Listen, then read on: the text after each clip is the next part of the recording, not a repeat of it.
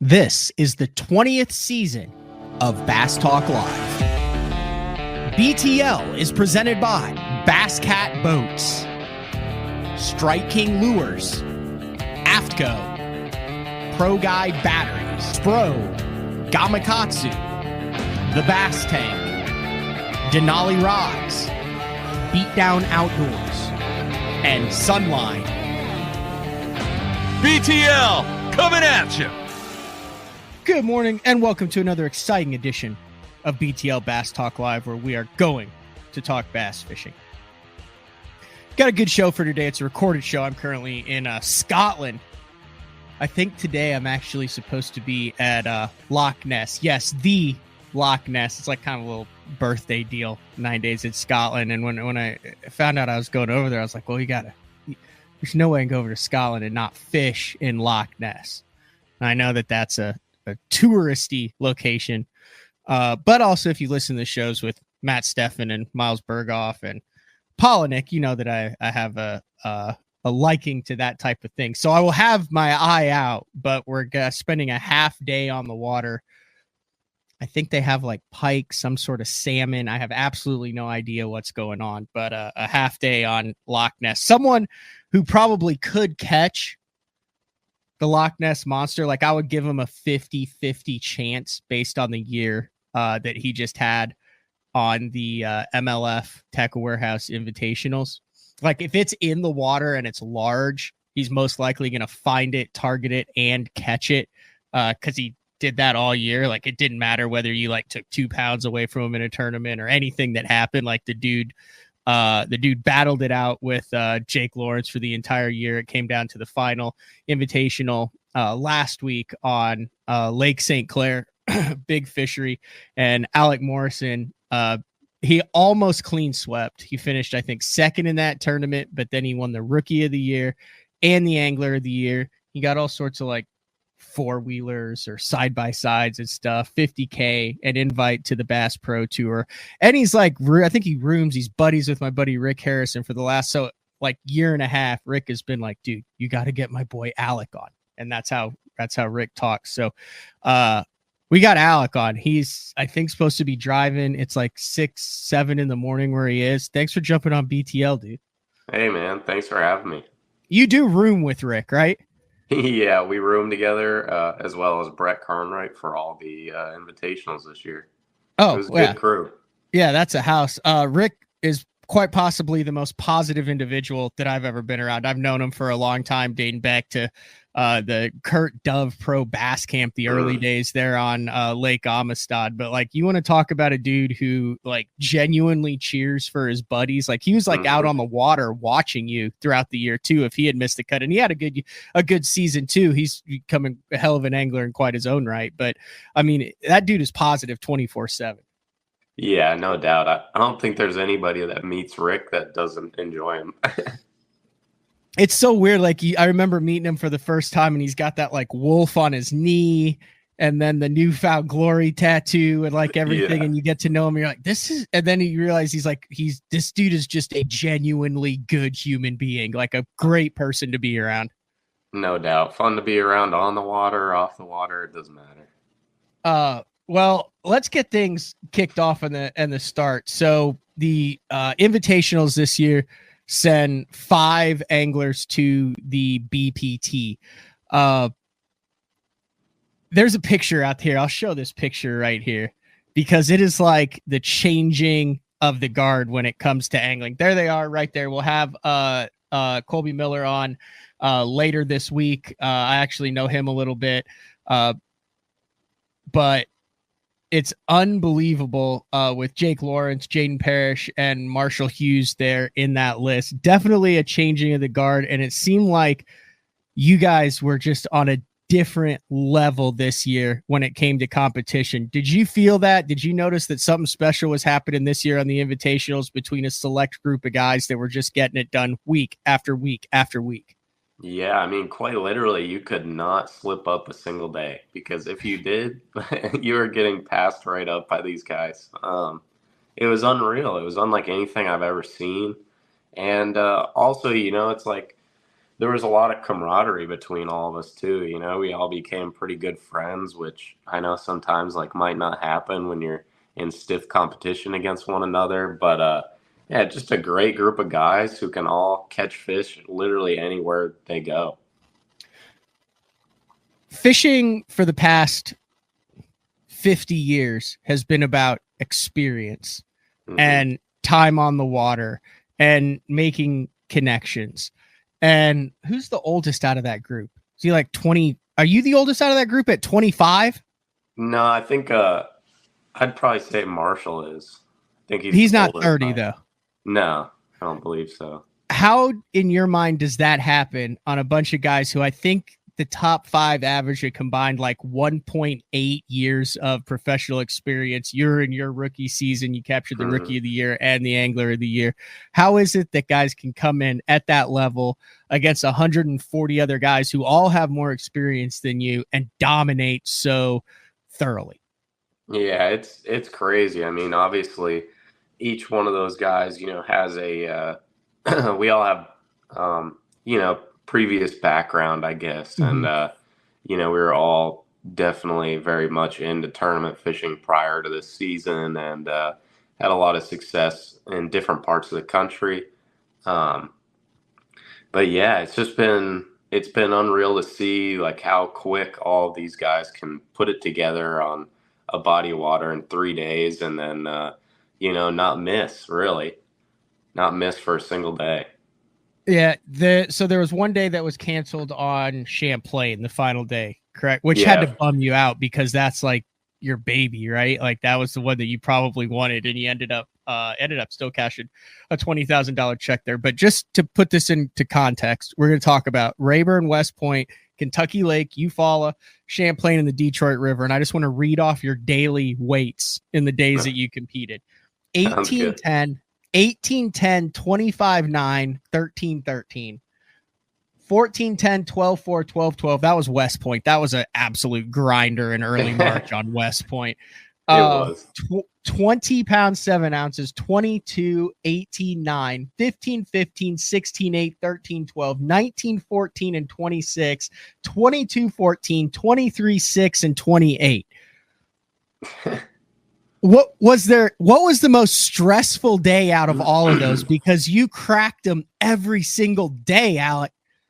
Man, I would say this final day on Detroit was probably the most stressful. You know, I rolled into quite literally what I thought was the winning area on the final day. And, you know, over the course of day 1 and day 2, between practice and then day 1 and day 2, I was seeing that, you know, the percentage of fish that I was getting to actually bite was steadily going down.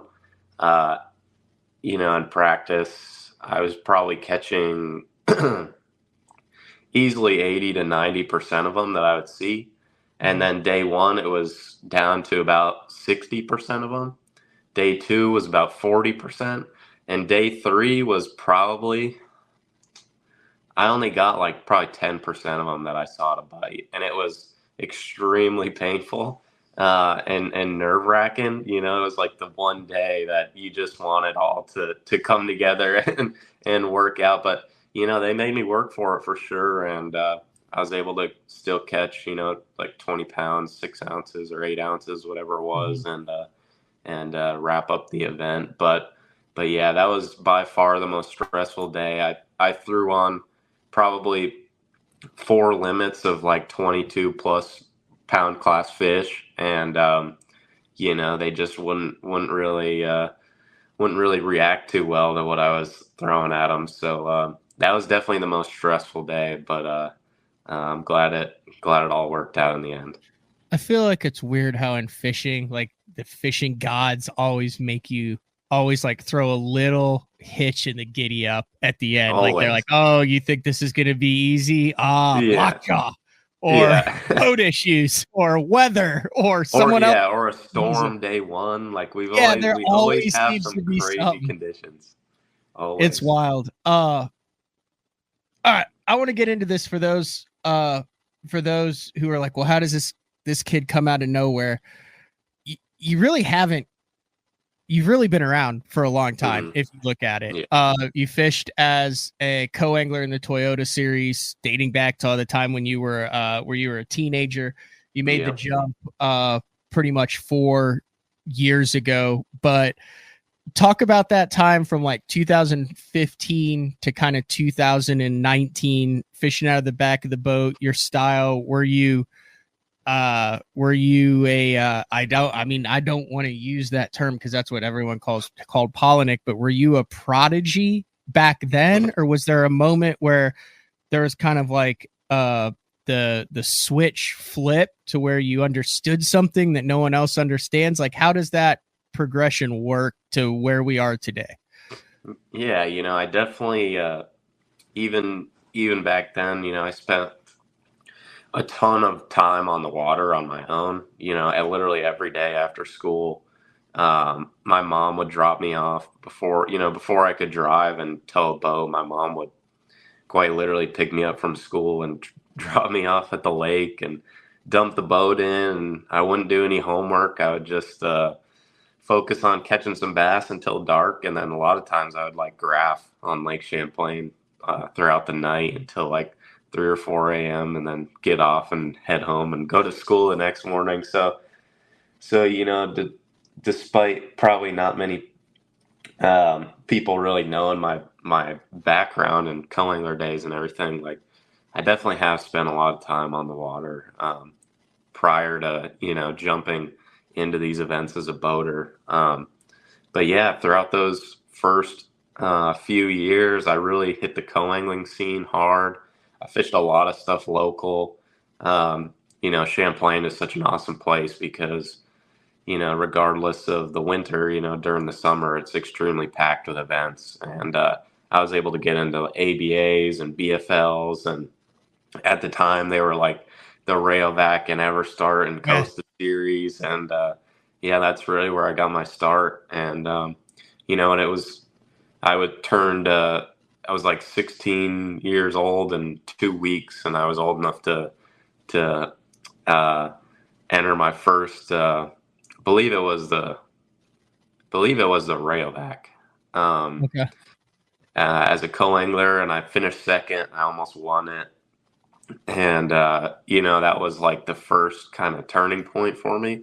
And after that, I really went hard and fished a bunch of opens as a co-angler throughout the north and a few down south, like Harris Chain and James River and all that good stuff. But yeah, it's definitely been this has all been in progress since I was about 11 years old. That's really all I've wanted to do, and it's all I've pushed for.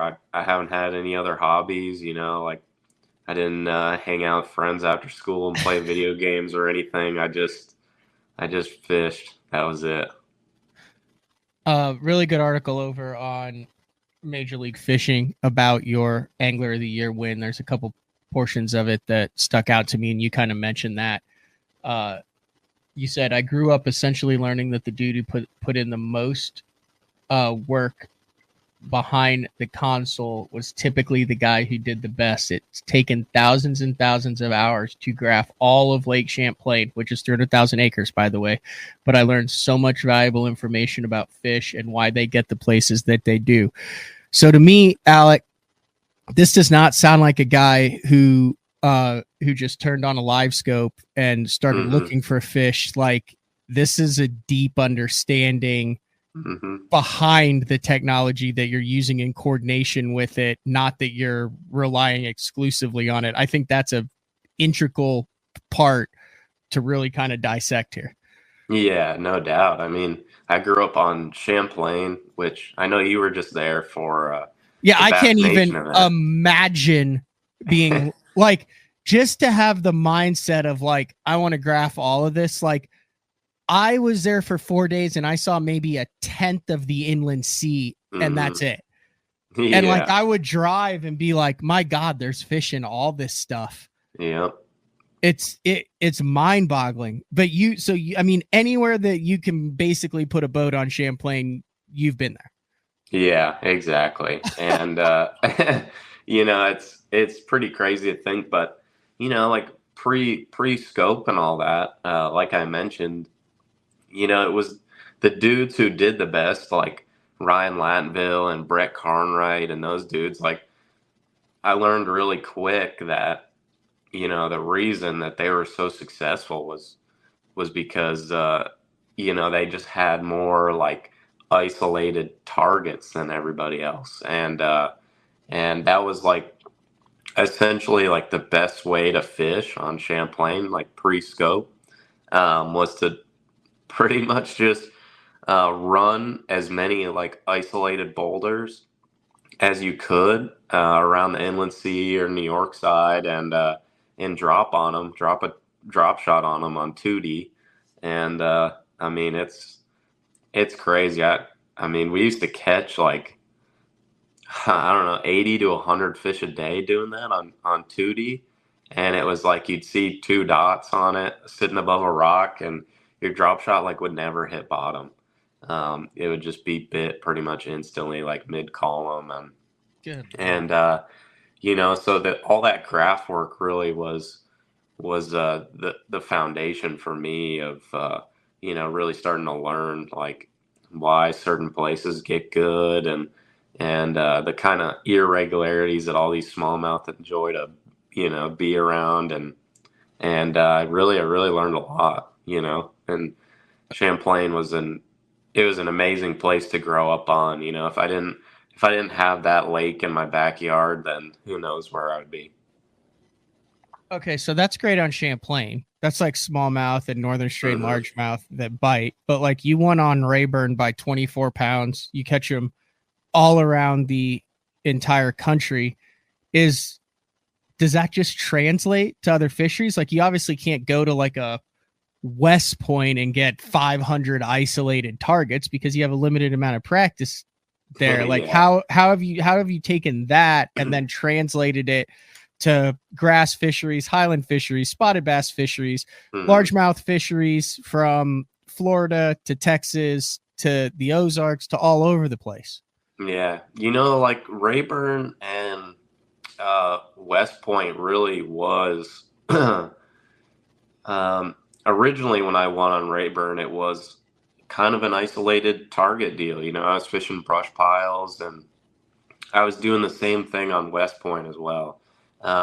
In both of these places, I went pre-practice for, and quite literally just graphed. I think I caught in pre-practice. I think I caught one bass on West Point in like 4 days, and I really just spent my entire time behind the console, and I found a bunch of isolated piles, on points and all this stuff in these couple major creeks. And West Point was a cool one because, it was after that pre-practice section, I was really like, man, I think this one section of lake is probably the best. It had like the cleanest water. It's like kind of mid-lake. It was like protected and just had like all the habitat and bait that they needed. And really, I came back for the tournament, and within 2 hours, like I had like 12 and a half, 13 pounds fishing these piles that I already marked in what I thought was the best area of the lake. And I was like, well, this is probably the deal. Like, I'm just going to do this the whole time. But, but yeah, I really did try to pre-practice most of these places. And, the ones that it didn't really pre-practice I didn't really establish anything was I would say Kentucky. I was the most nervous for Kentucky Lake out of any of the other events on the schedule. I went there in November after the Toyota Series Championship on Table Rock, and I stopped there on the way home from that event. And then I tried to scope around. I tried to do some graphing. I knew that it was probably going to be that spawning smallmouth deal on stumps. So I started getting out on some of those bars where I actually ended up catching them on in the tournament. But in November, there were so many carp out on those main river bars that I literally graphed for 2 days and probably marked like two stumps. Like I couldn't even see them because of how many carp there were. And Oh I my was gosh. it made me so nervous. I was like, what do you even do here? I had never seen anything like that, on any lake in my life. It was like, it was definitely a different feeling on Kentucky. And I just felt so out of the loop. And then, spinning back around to the time that the tournament actually started, or official practice started, on day one.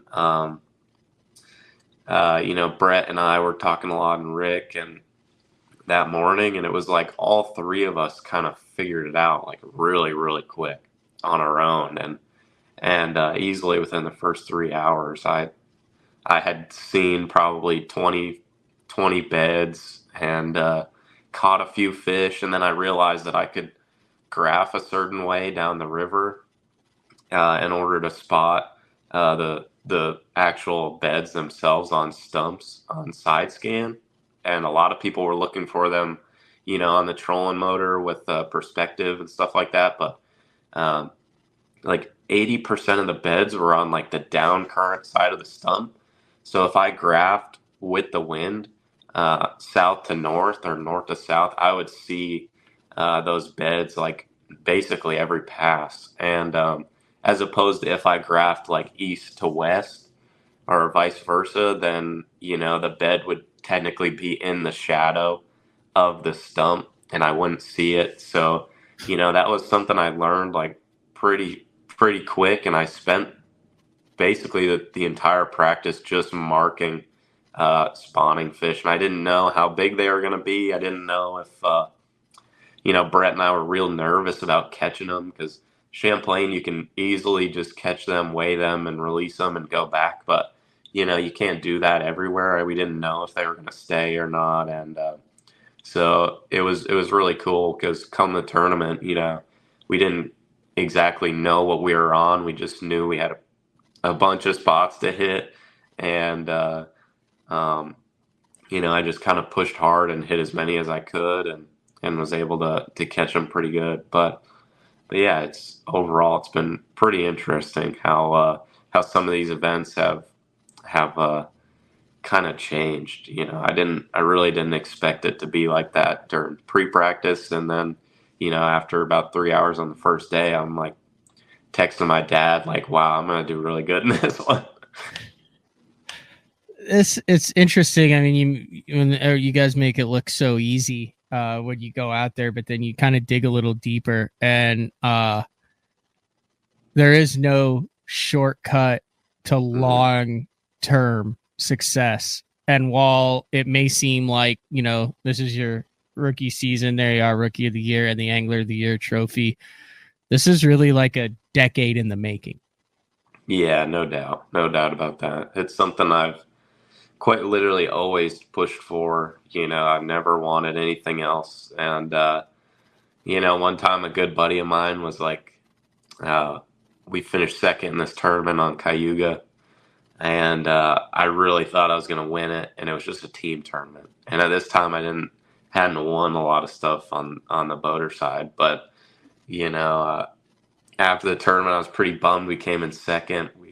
I thought we were going to win, and we didn't. And he asked me, he's like, what's your plan B? And I was like, Brian, there is no plan B. Like, I'm going all in on this, and this is at a time where I really wasn't making much money at all from fishing, and I was basically just scrapping by, but still fishing every tournament that I could, and that's really been the biggest factor is just like not giving up on it and pushing hard all the time and putting the practice in, and doing absolutely everything I can, everything in my power to do well in each event. I mean, what is your goal coming in? Rookie of the year, angler of the year, win an event, red crest, the whole 9 yards. I mean, is that what you expected out of yourself coming into this year? Or as the year kind of progressed, were you like, holy cow, there's like a lot on the plate in front of me that I could take advantage of here? Yeah, that's exactly it. The angler of the year, rookie of the year, it really was not the initial goal. I basically took a look at the schedule, and I saw Rayburn and Champlain on there, And I really thought that given the time, like those were two events that I had a good shot at winning, and that I felt real comfortable at. Mm-hmm. Rayburn because of past experience from last year winning the Toyota, and then of course Champlain Home Lake. But as far as the rest of the schedule, those were the only two events out of the six that I had previously been on. So I was kind of just pushing to do well in those two events, and then kind of just see where I stacked up in the rest. And Stacked pretty Kentucky was well. really that turning point for me, where I was like, wow, okay, I'm sitting pretty good after the first three events down south. We got one more on Eufaula, and then we head north, and I felt real strongly about how I could place up north. St. Clair I hadn't been to, but I love smallmouth and I love trying to chase them down, and it really did turn into kind of a push for AOI, that's for sure. 9th at Rayburn, 12th at West Point, 4th at Kentucky, 22nd at Eufaula, and 3rd at Champlain. But I mean, you still weren't even leading the Angler of the Year going into the last one, were you? Yeah, I wasn't. I was in. Yeah, that was I was Lawrence. in second place for the last like three events. Yeah. Like, how the heck is that pot? Like, that's just unbelievable. And then you make a cast with 6 fish on the first day, else you'd come in with a freaking a 25-cent piece. Yeah. Which it was the biggest bag of the tournament, and I never have made a mistake like that during an event before. Really, like never have made. I can't recall any major mistake that I made in an event like that, and it just was like it was kind of a weird deal. I don't even still remember like exactly how I did it, but all I know is I went in to call and I weighed my fish and I never actually called.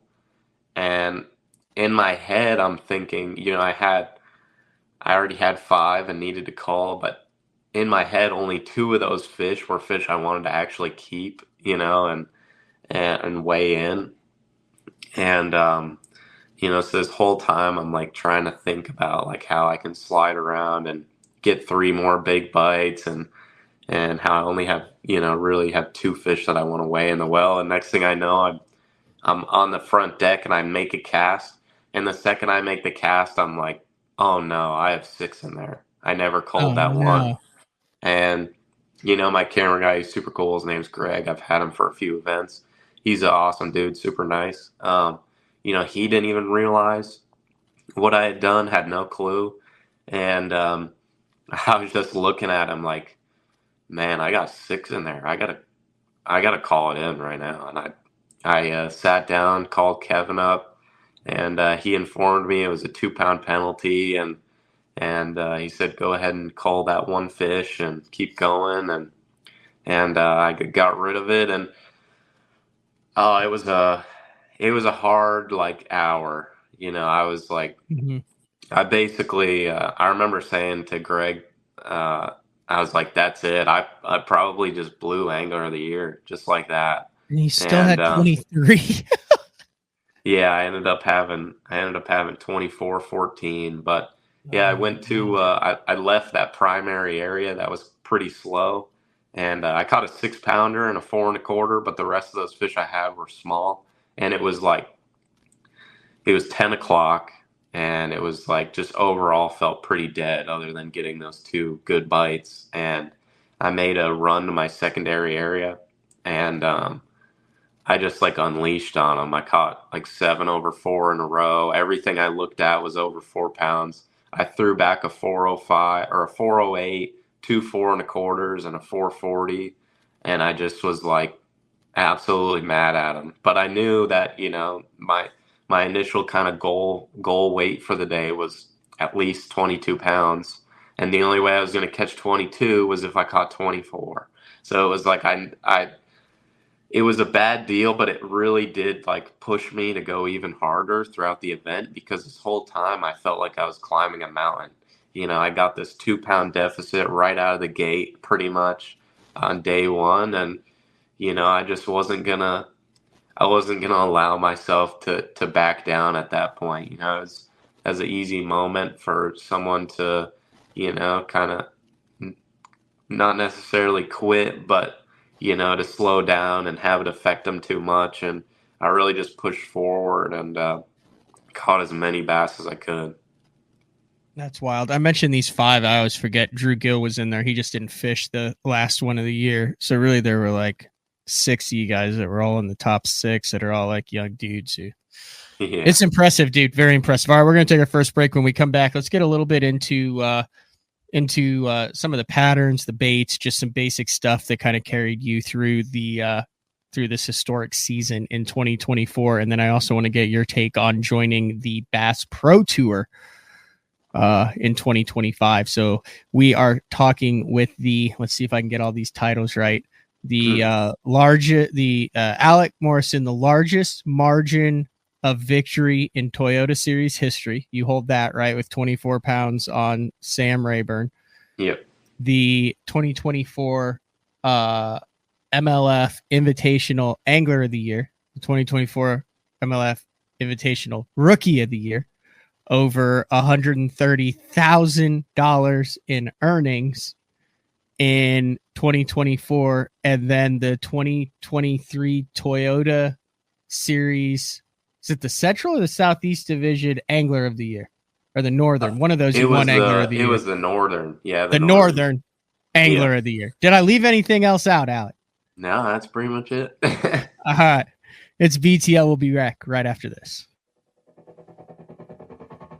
The new Puma STS has been redesigned from the ground up.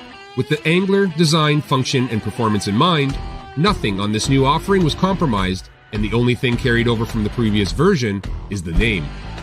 Based on the Soft Touch series hull that started with the flagship Jaguar, this new model is nimble and performs incredibly well at all speeds with either a 250 or 300 horsepower engine.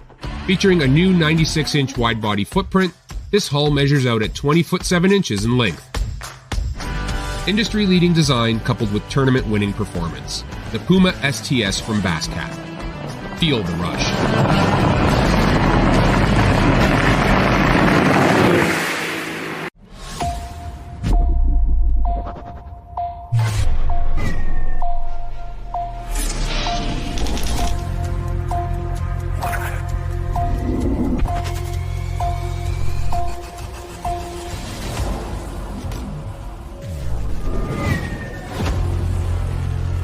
Everything you need, one legendary brand.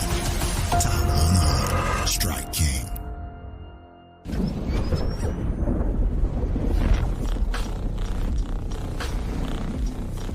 Gear that just plain works. Cast after cast after cast.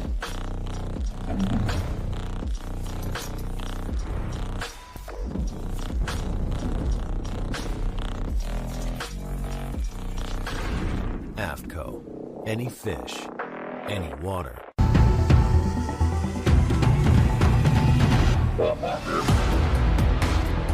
Gamakatsu, the innovation leader in fish hooks, is launching Nano Alpha technology in 2024. Nano Alpha is a new finish available on Gamakatsu's most popular hook styles.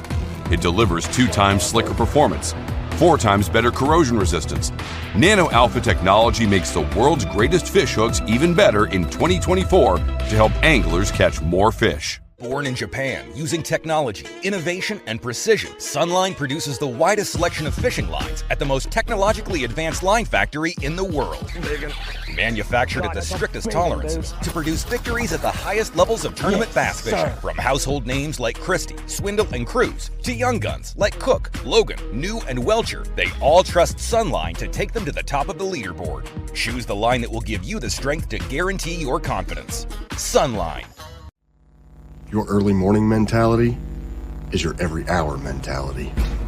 All gas, no brakes. Focus, purpose, power. Destined for the water, but confident everywhere else. A calming buzz before the storm, truth of nature itself. You can't catch lightning in a bottle, There's a limit out there, but it's not with your gear. Unrelenting power delivery. Unparalleled weight savings.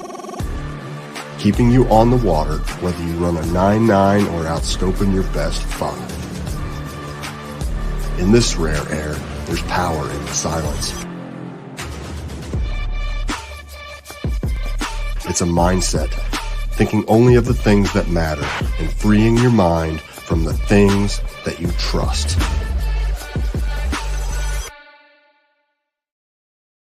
Get the best patterns backed by tournament data. Start by finding the best 10% of your lake. Know exactly what to look for and what to throw. After that, just put them in the boat. Try the Deep Dive app today. Look at that beast right there. Yes. Fishing isn't just a hobby, it's an obsession. Whether it's blazing hot or bitterly cold, bright sunshine, raining, or even snowing, someplace, somewhere, there's a fish that's ready to bite. And as the angler, you need baits that will catch the fish anywhere, anytime, no matter the conditions. From throwing topwaters to cranking the depths, know the baits to throw. Choose Spro. Denali Fishing has me covered on the Bassmaster Opens.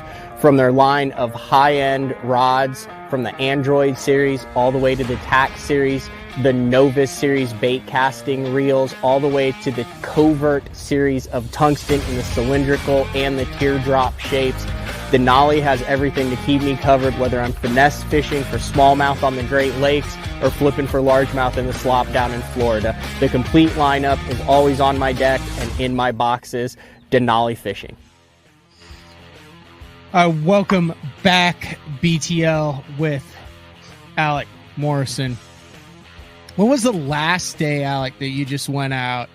You did not find them. They were not there. You did not get bit. You were frustrated as hell, and you only had like 2 or 3 bites, and you were like, this like sucks.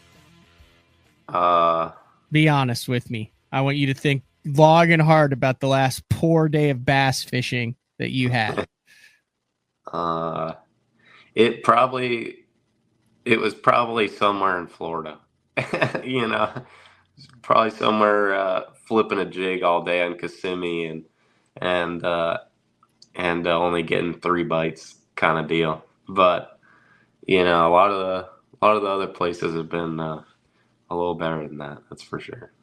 Was there any place this year where you struggled to catch a limit in tournament competition? Like, what would you say the average time of a quality limit in your live well was?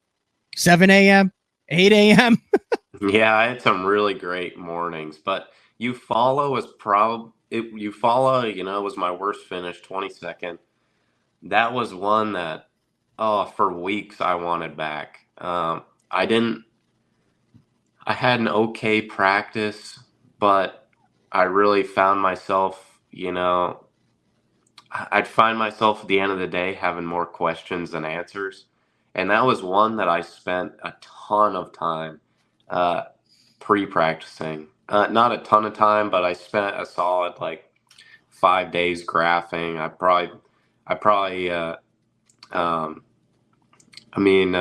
Brett Carnwright and I we both kind of split up the lake and graphed each for 5-6 days, and we probably accumulated well over 1,000 brush piles and hard spots, and thinking that was going to be the deal.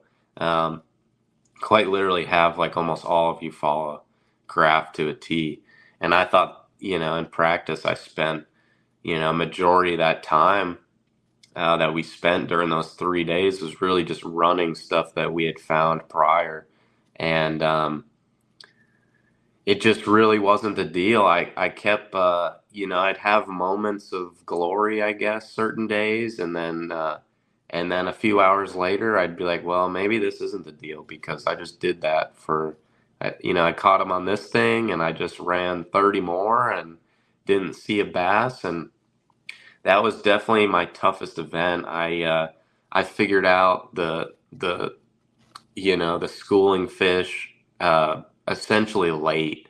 I had never really graphed ledges for schools of bass before, um, at least in that manner, and I didn't figure it out until about 2 hours of practice left on the final day, and I found I think 4 schools, and the morning of day one, the first 3 schools I tried to start on had multiple boats on them, and that was a tough one to kind of deal with. I ended up running to the 4th one, and it wasn't even necessarily like a school. It was just like a group of fish that was on this high spot, like out in the middle of the lake. There was like this one little high spot on my Navionics relief shading, and I caught a couple there in practice, and I started day one there after I couldn't get on the big schools on the main river channel ledges,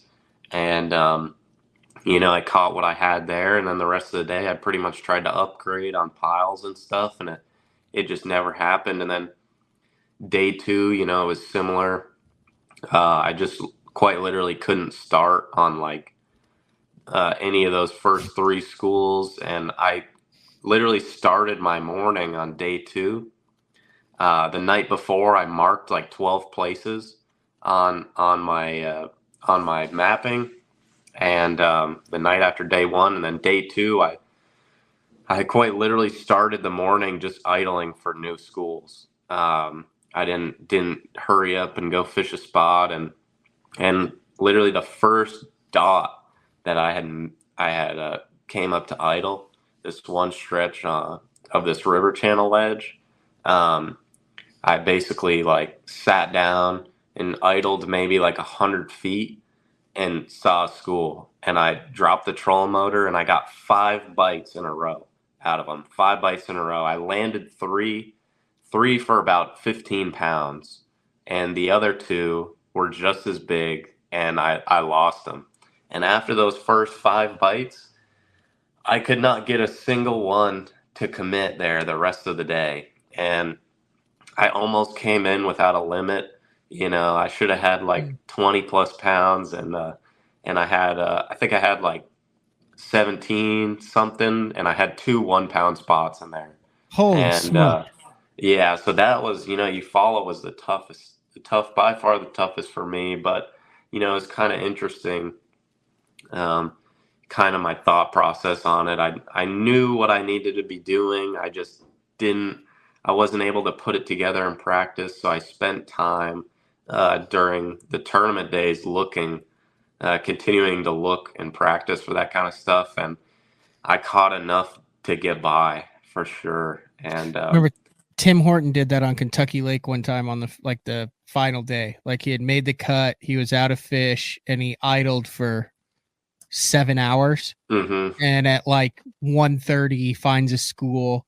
He plugs up like 22.5 pounds, and everybody was like, man, look at that. Like, can you believe that guy, 7 hours idling? And then finally went, there they are. Yeah, that's pretty much how it was. The idling, dude, it shocks me through this interview, like how much idling you do. Like, I've not heard you use the term scoping to find them. Like, you find them in the driver's seat. Yeah, for the most part. But that's certainly like, it's got to be one of my favorite things ever to do. With side imaging, or do you have like 9 deucers? No, side imaging. I don't like have straight old side imaging, like that came out in 2009 that like everybody's been using, that every single boat has. Yeah, heck yeah. I mean, it's like it's probably the most efficient way for me to kind of get around and to get a good look at things. I'd probably do it a little bit differently than others at times. Mm-hmm. But I truly have just as much fun idling all day and finding places, with fish essentially, that I do catching them. I really enjoy just finding them. Process. So you're a process guy. Involved. Yeah. So, yeah, no doubt. Okay. So this is not a case where you got tons of info before the cutoff. You bought a bunch of stuff. You knew guys who said fish here. Like, you have a system that you implement on lakes and work with guys in the tournament that you also trust. And that's why, in my opinion, it's so consistent and why you're going to be so dangerous for years to come. All right, I'm going to ask this other thing. You saw every fish you caught this year. Were there any that weren't scope fish? Yeah, a couple of them on West Point, day one. So I was pretty much fishing isolated piles on West Point. And on day one, it was like a big rainstorm. I mean, it was just dumping rain for the first half of the day. We had wind. And, I couldn't see the fish like in piles. Those piles there were pretty small, but they were like a different kind of pile. They were like really, really thick. Like you could get a bait into, get a NECA rig worm into when you rigged it correctly. But man, it was like hard to get them out.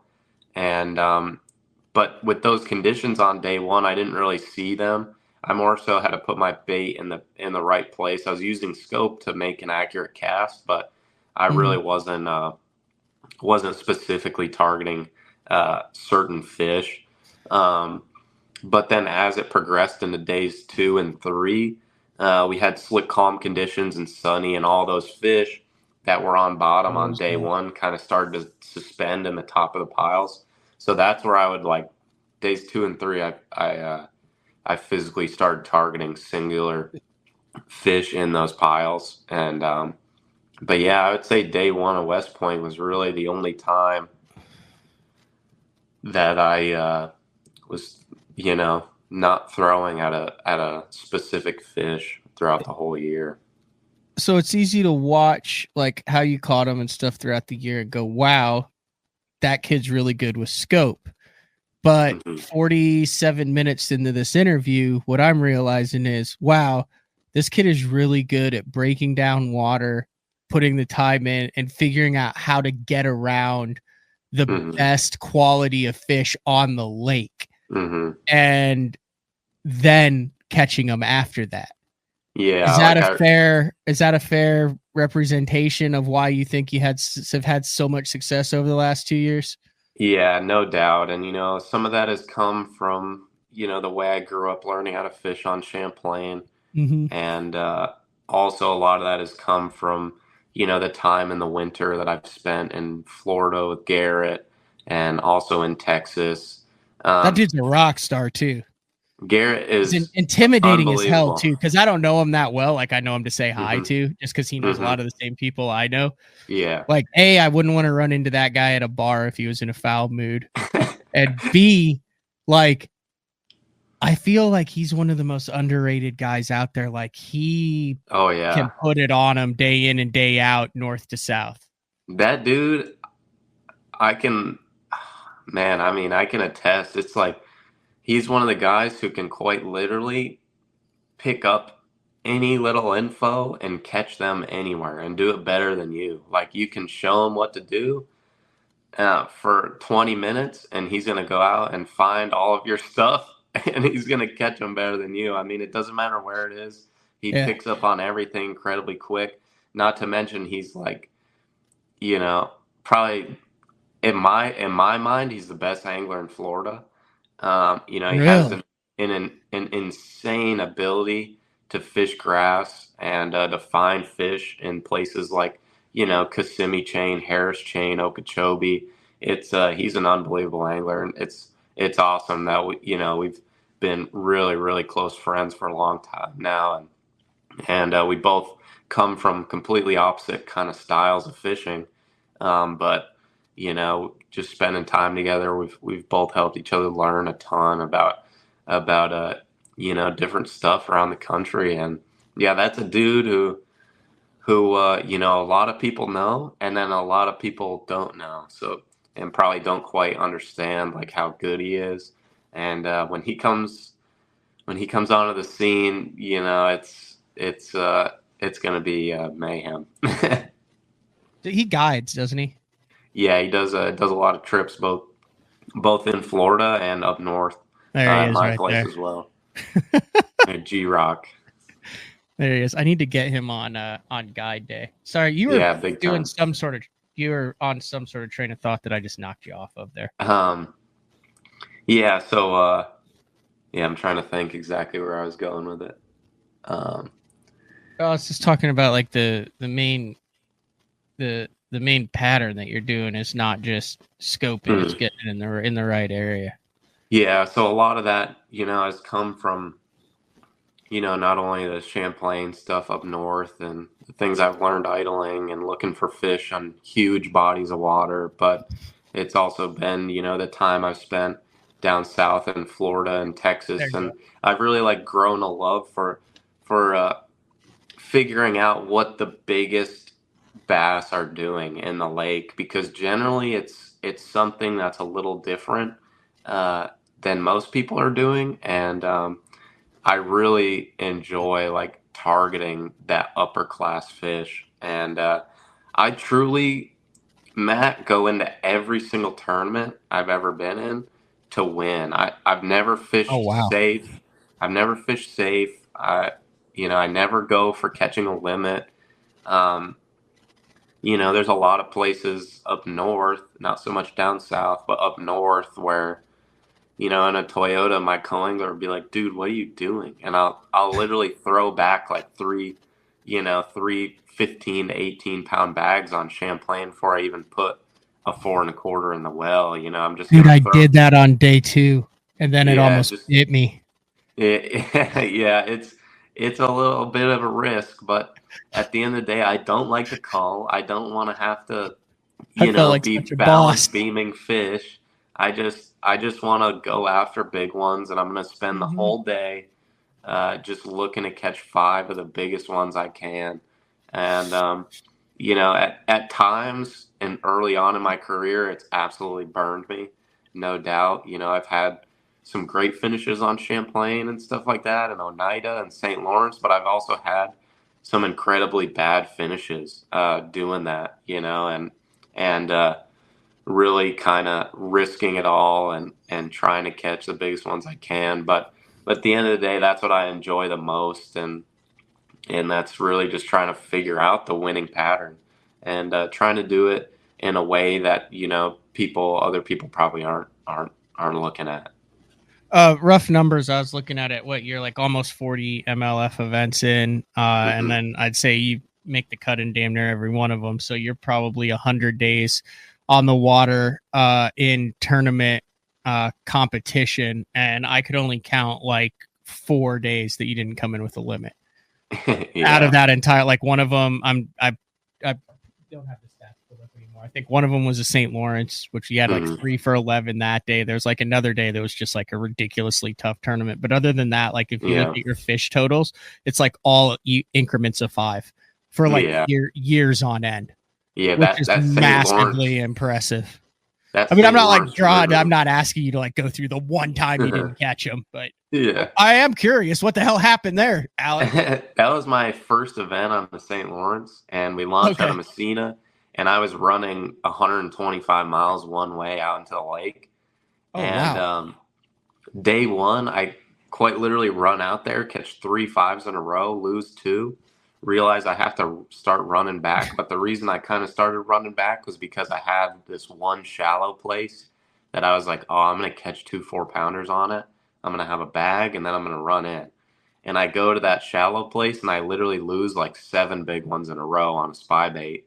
Like they would just bite it and jump and throw it. And it didn't matter if it was 100 feet out or they'd jump 5 times and I'd get them by right next to the net and they'd come off. But a spy bait on the river, a spy bait's one of my all-time favorite baits to throw, and I've done it for years. I was actually doing it before it was even out in the U.S., like 3 years prior to St. Lawrence River event being won on it. Like it was something I was throwing on Champlain that, I mean, I don't know this for sure, but I had to have been probably one of the first 3 anglers in the U.S. to throw it and like use it in tournaments and stuff like that. So it's like something I really love, but on the river, I just lose fish on it. I don't know what it is, the way they eat it. Like, I don't know exactly what it is. Never pinned it down, but yeah, I ended up losing every bite I got on it, and then, running from the lake to Messina, I only have like 4 hours in a day to fish.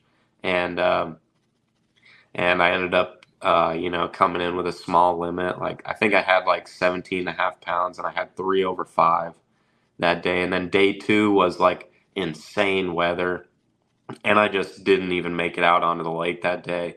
And I tried to scrap it up, but yeah, the river has probably taken me the most time to learn out of any place. It's quite literally one of the most dynamic fisheries, and even as a co-angler, I didn't really ever have good events there. When I was a co-angler in the Toyota Series events there, which I fished a few, um, all my boaters like always went and did largemouth stuff.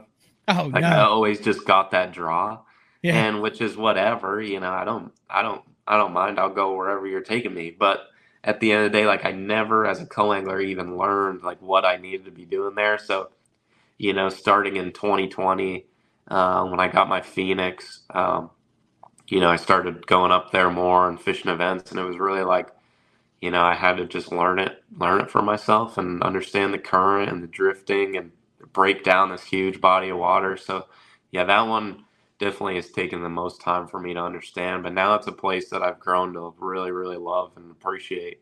It's special. Yeah. I just spent a week up there just having fun, and it was the first time I'd been up there where I wasn't like practicing for an open or fishing an open.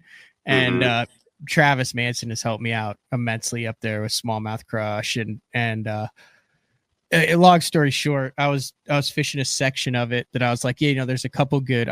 I love drift in that river, and there's a section there that I thought had 2 good drifts in it, and Travis is like, there's like way more than just those 2, and I'm like, what? So I had like I had a whole day just by myself, and I went out and I found like 10 different lines that I would never have found had I not just been exploring, and like was catching a 4-pounder on every single line, caught like a 5.5 on one of them. And I'm like, my God, there's just endless ways to fish this river. And like everything I fished was within sight of each other, and it was completely different lines on completely different contours and humps. Is unbelievable. And I'm like, dude, I could do this on the next mile, and then the next mile, and then the next mile. And it's freaking nuts up there.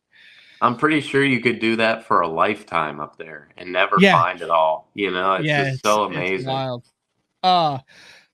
I really appreciate the time. I know you got to get on the road. I know you've got some other shows lined up as well to record, but top 3 baits in 2024 for you. Top 3 baits, top 3 techniques. I know you've used a plethora of different things, but if you had to kind of narrow it down to a handful, what would you say did the majority of your damage in your Rookie of the Year and Angler of the Year campaign? Yeah, number 1 is most certainly, a jig head and minnow style presentation. I mean, it's something that, I kind of got, I definitely learned it earlier than most and was utilizing it up north to do really well in tournaments before it kind of hit this, before it kind of, blew up, I guess. And before it was really known to be as good as it was. And, that would have to be number 1. The only event I think I didn't use that technique was on West Point. I did it a little bit, but the water was really dirty, and you typically had to fish like kind of a little bit slower. But yeah, number 1 was definitely some sort of Demiki or mid-strolling, more so mid-strolling technique. That's something that I really have just spent a lot of time doing, a lot more time than most. And there's definitely some ways that I do it that other people certainly aren't doing. And, that had the biggest effect out of all of it for me. And then, second would be a Neko rig for sure. I catch them on that bait quite literally everywhere. I mean, it's just so good. From down south to up north, shallow to deep. And then West Point, I weighed every single bass on a Neko rig, a couple different worms, but it was a really interesting kind of way that I rigged it using a Hayabusa WRM 202, and this is a specialty Neko rig hook. It's not one that typically someone would either use like a non-weedless and open hook for like this kind of technique or bait, or like a hook with a mono guard or a wire guard. And then the Worm 202, it has that small bait keeper on it, and right there in that picture you can see how you can actually completely, not Texas rig, but kind of in that sense, make the bait completely weedless. And like I touched on earlier, those piles on West Point were they were different. I'm not sure exactly what kind of wood or brush they put down there, but it was really hard to get a bait in and out. And this rigging allowed me to kind of get my bait in and out of those piles a lot easier, and it saved me a lot of time.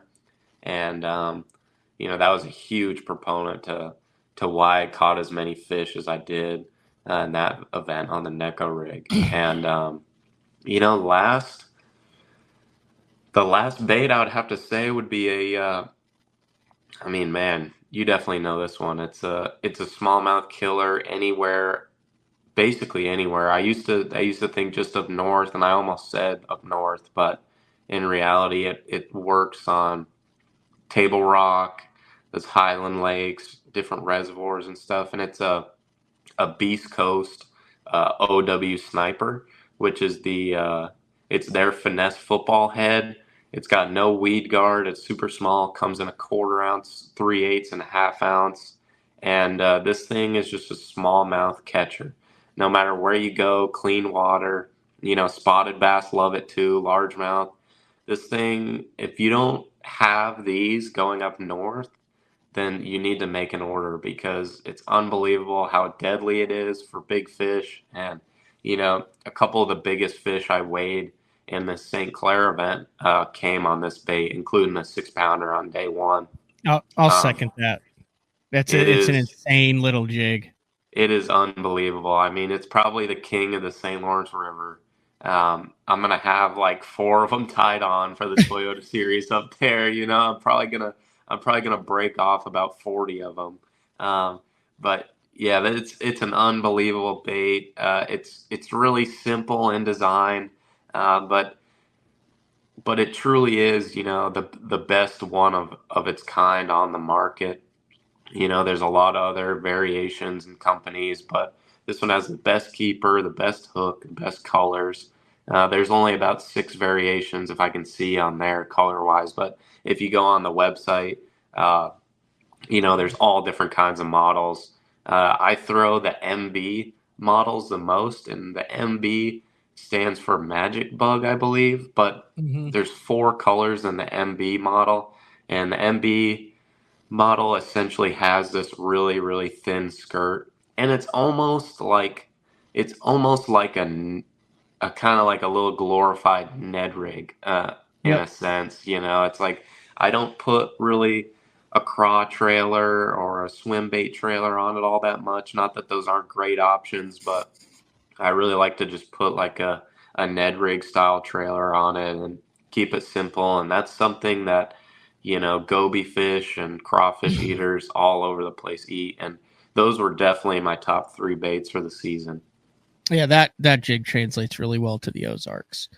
I would like them to make a weed guard version specifically for the Ozarks to keep it with that MB and the hook, like the exact same thing, except just give us a little bit of weed guard, since we have so much crap in the water as opposed to up there. But yeah, it's wild, like how some of the guys fish out of the St. Lawrence, they get that thing 200 yards behind the boat. Like, I mean, when a fish comes up, that like it's like a tarpon on that. Like you literally like you're just like, I wonder what the odds are of getting this one in.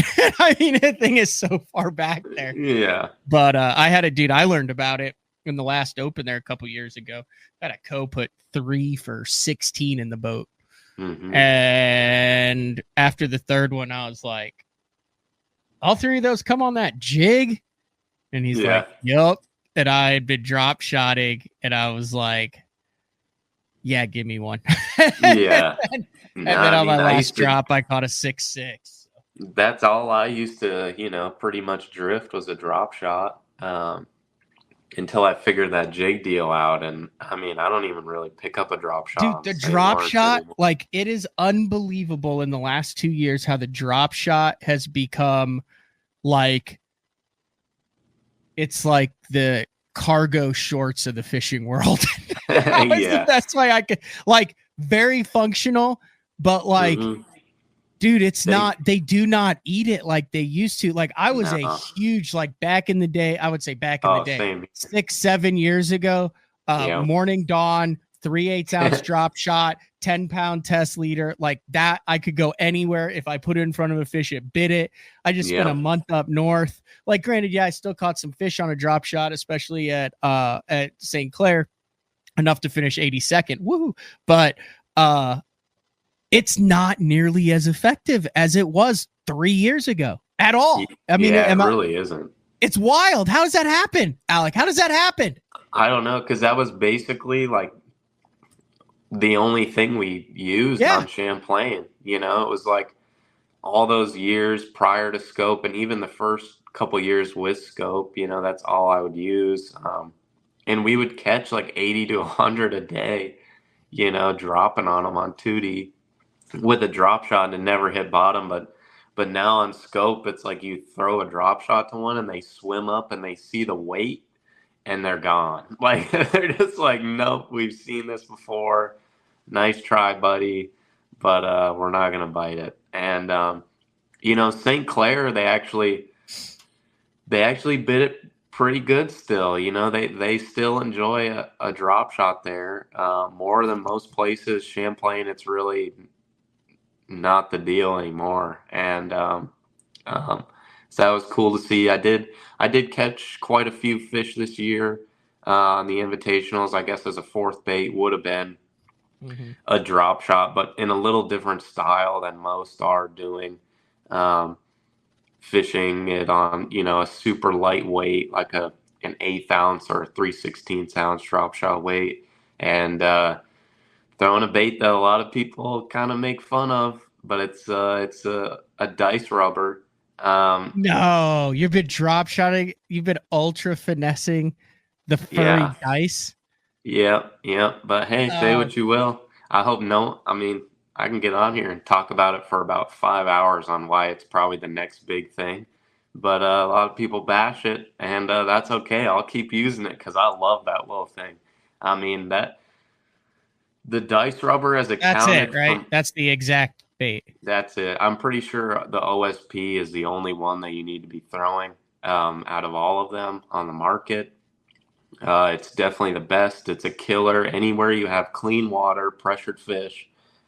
It's accounted for more giant bags on Lake Biwa in Japan than any other bait in the last couple years.